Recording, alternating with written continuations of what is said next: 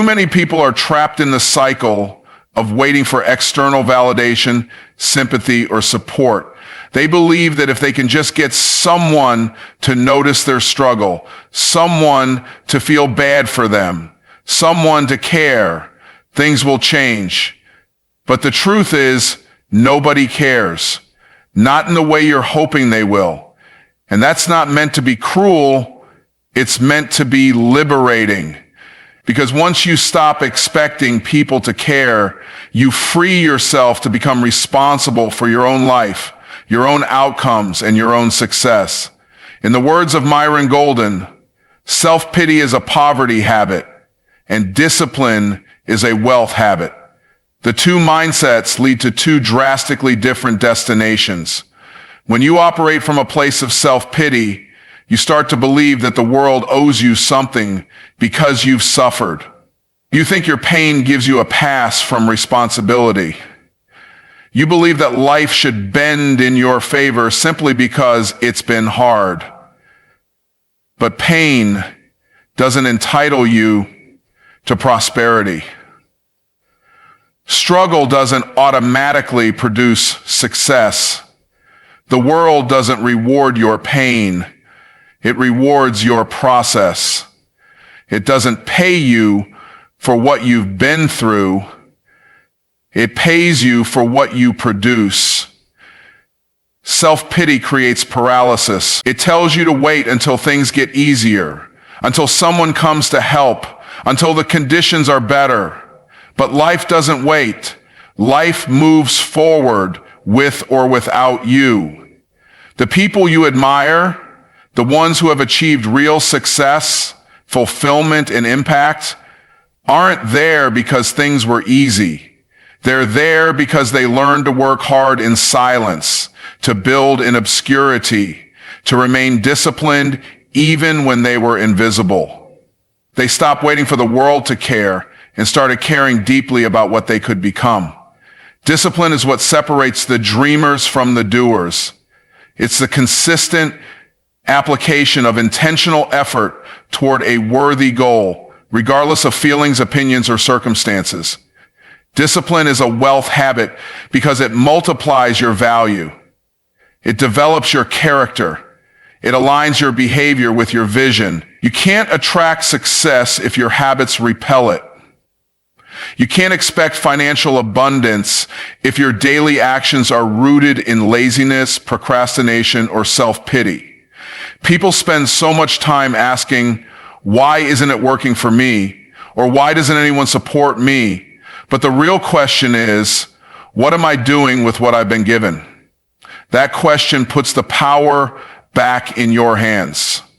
Myron Golden would challenge you to stop focusing on how bad things are and start focusing on how powerful you really are when you walk in alignment with discipline, focus, and faith. You don't have to feel motivated to be disciplined. Motivation is a feeling. Discipline is a decision. That's why discipline produces results even on the days when motivation disappears. If you can train yourself to show up consistently, to do what needs to be done, whether you feel like it or not, you will begin to outperform people who are more talented than you. Because talent without discipline is wasted. But discipline without talent is still effective. That's the secret. The marketplace rewards value, not potential. And discipline is the vehicle that turns your potential into actual value. This is why working hard, even when no one is watching, is the key to real growth. If you only work when people see you, that's performance. But if you grind when no one notices, that's character. Your character is formed in the shadows, not on the stage. It's the unseen work that builds the unshakable foundation. So if nobody cares, good. Now you're free. Free from needing applause. Free from chasing attention. Free from chasing tension. Free from chasing chance. Free from getting likes on social. Free from chasing checks. Now you're free. free from needing applause, free from chasing attention, free to focus on what really matters. Start caring about the person you're becoming. Start holding yourself to a higher standard, not because someone else is watching, but because you've decided you're worth the effort. You've decided your calling matters. You've decided your future family deserves better. You've decided your legacy will not be built on excuses, but on execution. Excuses are a language of poverty. They're what we say to justify stagnation. But discipline speaks the language of elevation. Every time you choose discipline over comfort, you elevate your standards. You teach your mind to prioritize purpose over pleasure. And that shift is what makes people unstoppable. That shift is what separates the 1% from the 99%. Nobody owes you discipline. Nobody can give it to you. It must be cultivated. It must be practiced. It must be chosen daily. Discipline is internal. It's your decision, not your environment. That's why people can grow up in dysfunction and still rise, and others can have every advantage and still fall. Because discipline is not about what you have, it's about what you do with what you have. So stop rehearsing your reasons and start developing your results. You don't need a bigger audience. You need a better routine. You don't need more people to cheer for you. You need more hours in the lab, more practice, more intentionality. That's where transformation happens. That's where confidence is built through small, consistent victories over yourself. The reason most people stay stuck isn't because they lack opportunity. It's because they won't take radical ownership. They'd rather blame than build. But that mindset is bankrupt. It keeps you dependent on external change instead of internal mastery. You must shift from victim to victor, from waiting to creating, from hoping to hustling. Myron Golden teaches that wealth creation is spiritual before it's financial. That means you must master your inner world before you can master the outer. If you want abundance, you have to think abundantly. And abundant thinkers don't spend time wishing someone would care. They spend time working until people can't ignore them. They focus on becoming undeniable. That starts with self-discipline. So the next time you're tempted to feel sorry for yourself, flip the script. Remind yourself that pity has no purchasing power. Only discipline does.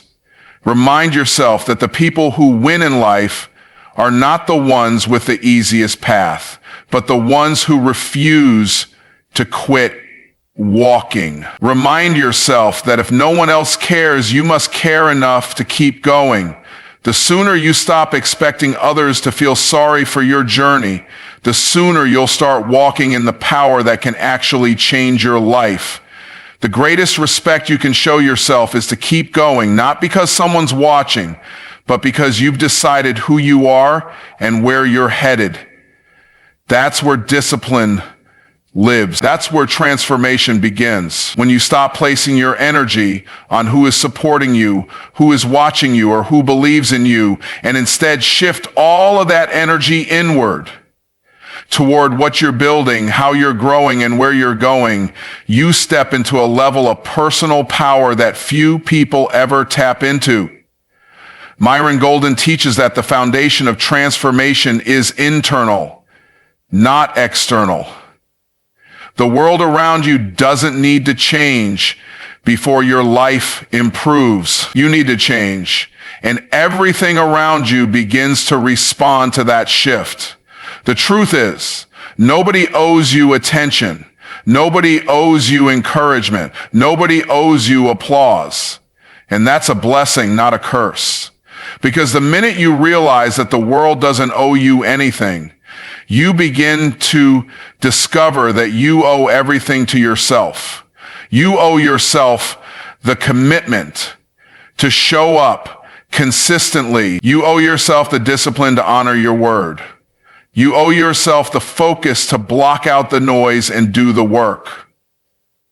Most people waste valuable years waiting for others to recognize their potential, waiting for someone to co-sign their vision, or waiting for external circumstances to validate their dreams. But that waiting is a trap, because while you're waiting for someone to notice you, time is passing, opportunity is slipping, and potential, when left unused, starts to decay. There's power in focus, because focus is the elimination of distractions. Focus is not just about attention, it's about intention. When you focus on you, you're saying, I am responsible for what happens next. You're not shifting the blame to your past, your parents, your partner, your environment, or your setbacks. You're saying, I am the X factor. If anything is going to change, I must change. If anything is going to grow, I must grow. That level of ownership transforms average people into leaders and leaders into legends. This is not about being selfish. This is about being strategic. Focusing on yourself is not about excluding others. It's about elevating your standards. It's about becoming so clear about your purpose, so devoted to your process, that the opinions of the crowd lose their power. You can't afford to live your life on public opinion. You have to live it on private conviction. And private conviction comes from doing the hard work in the dark when no one is cheering, no one is liking your post, and no one is clapping for your progress. People who focus on themselves stop measuring their value by how others treat them. They start measuring their value by the consistency of their discipline, the clarity of their vision, and the integrity of their decisions. You become powerful the moment you stop trying to be impressive and start becoming impactful. The moment you stop trying to prove something to others and start trying to build something for yourself. That's when real results begin to show up, not just in your bank account, but in your mind, your health, your relationships, and your spiritual life. When you give other people control over your focus, you give them control over your future. You let their criticism derail you. You let their silence discourage you. You let their doubts define your limits. But when your focus is internal, when it's built on purpose, values, and vision, outside noise loses its grip. You stop chasing people and you start attracting purpose. You stop asking for permission and you start giving yourself authority. Your power is in your decision to develop, the choice to grow in private, to study when others are sleeping, to grind when others are gossiping, to learn, build, and stretch when others are scrolling and shrinking. That's what it means to focus on you. It means you recognize that your life is your responsibility, not your boss's, not your spouse's, not society's, yours. And that should excite you, not scare you, because it means you have more control than you thought. Focusing on yourself allows you to create internal momentum.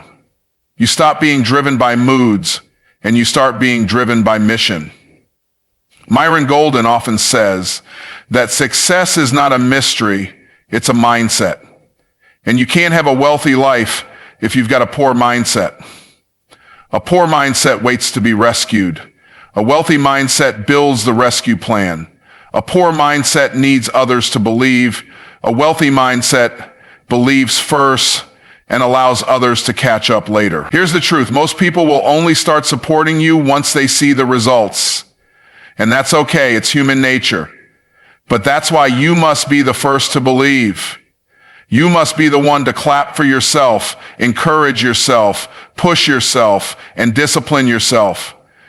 Because if you wait for external motivation, you'll be inconsistent. But when your drive comes from within, no amount of resistance can stop you. You become relentless. Not because life is easy, but because you've chosen to become excellent regardless of how hard it gets. Focusing on yourself also means evaluating the things that are draining your energy. Toxic people, old patterns, distractions, excuses. There is a cost to carrying dead weight. Every time you give time to something or someone that doesn't align with your future, you rob your destiny. That's why people who grow fast are often misunderstood. They're not antisocial, they're purpose-driven. They're not rude, they're focused, and that focus makes them magnetic. When you become obsessed with your mission, you don't chase anything. You attract everything that matches your level of commitment. You don't need 10 people to believe in you. You need you to believe in you. And you need to act like it. Take everything, put it to use, and move like it, show up like it, speak like it, work like it. Because the way you treat yourself teaches the world how to treat you. When you honor your goals, your time, and your growth, others begin to do the same. But it starts with focus, not scattered attention, not chasing validation, pure intentional focus on becoming the best version of you. And don't mistake movement for progress. A lot of people are busy but not focused. They're doing 1,000 things, but none of it is aligned with who they're becoming. Focus means saying no to 99 good things so you can say yes to one great thing. It means eliminating the excess so you can elevate your execution. When your focus becomes clear, your decisions become easy. You stop getting distracted by what doesn't matter because you're locked in on what does. So if nobody cares, good. Use that silence as space to grow. If no one's clapping, great. Learn to clap for yourself. If people doubt you, perfect. Let their doubt be your fuel. Because none of that matters when your focus is on becoming, not convincing. The people who win are not the ones who are the most liked. They're the ones who are the most locked in, locked into their vision, locked into their purpose, locked into their evolution.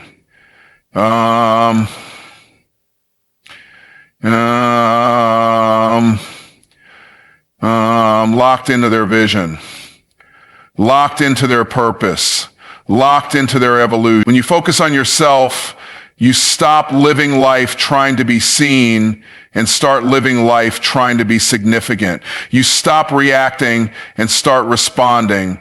You stop comparing and start creating. That's where the shift happens. From hoping to having, from dreaming to doing, from being stuck to being unstoppable. And it all starts with a decision to stop focusing on them and start focusing on you